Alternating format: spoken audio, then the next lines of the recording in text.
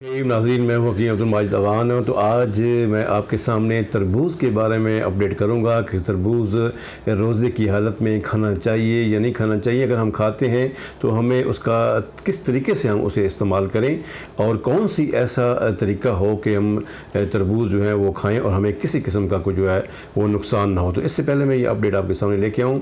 ये मेरे नाज़रीन ने अभी तक चैनल को सब्सक्राइब नहीं किया, चैनल को सब्सक्राइब कर दें और बेल आइकन का बटन लाजिम प्रेस करें ताकि मेरी हर अपलोड वीडियो मुख्तलिफ मौज़ूआत पर आप तक पहुँच सके।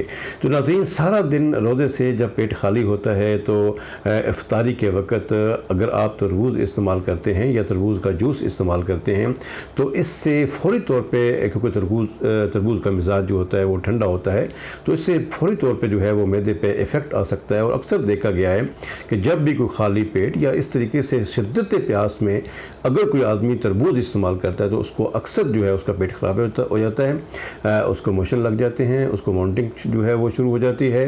तो लिहाजा तरबूज़ के लिए और खरबूजे के लिए और अमरूद के लिए, इन तीनों फलों के लिए जो सबसे बेहतरीन वक्त जो इनका होता है वो ये है कि ना पेट जो है वो खाली हो और ना पेट भरा हुआ हो। तो यानी कि अगर रमज़ान में अगर आप तरबूज़ इस्तेमाल करना चाहते हैं तो आपके लिए बड़ा ज़बरदस्त वक्त है कि आप इफ्तारी करें और इफ्तारी करने के बाद आप रिलैक्स हों। और अगर आप नमाज़ तरावी का एहतमाम करते हैं तो सबसे बेहतरीन ये है कि आप नमाज़ तरावी के बाद आप उसको ठंडा जो है तरबूज़ है वो आप इस्तेमाल करें। इसमें अगर आप काला नमक यानी कि नमक स्याह अगर आप इसको बारीक लगा के पीस के आप इसमें इस्तेमाल करते हैं, काली मिर्च लगा के इस्तेमाल करते हैं, तो उस तरह जिस तरह हम कहते हैं कि इसके जो बादी असरात हैं, यानी कि तरबूज़ पेट के अंदर नफ़क़ भी पैदा करता है, पेट के अंदर जो है वो गैस पैदा करता है। तो अगर नमक लगा के और काली मिर्च लगा के अगर आप इस्तेमाल करते हैं तो उस सूरत में उसके जो गैस पैदा करने वाले या तबखीर पैदा करने वाले जो असरात होते हैं वो कम हो जाते हैं।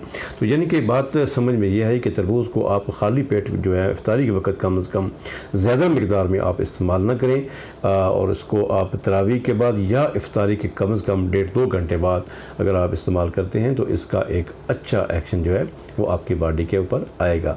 और यहाँ पे ये भी आखिर में अर्ज़ करता चलूँ कि जो तरबूज़ होता है ये एक पेशाब आवर होता है, यानी कि पेशाब इससे ज़्यादा आता है। जो बुज़ुर्ग हैं कि जो कि फालिज या पट्ठों के किसी भी अर्ज़े में मुब्तला हैं तो उनसे ऐसी मेरी गुजारिश ये है कि आप तरबूज़ का इस्तेमाल ना करें, उससे आपकी तकलीफ़ जो है वो बढ़ जाएगी क्योंकि ये आसाब को कमज़ोर करता है।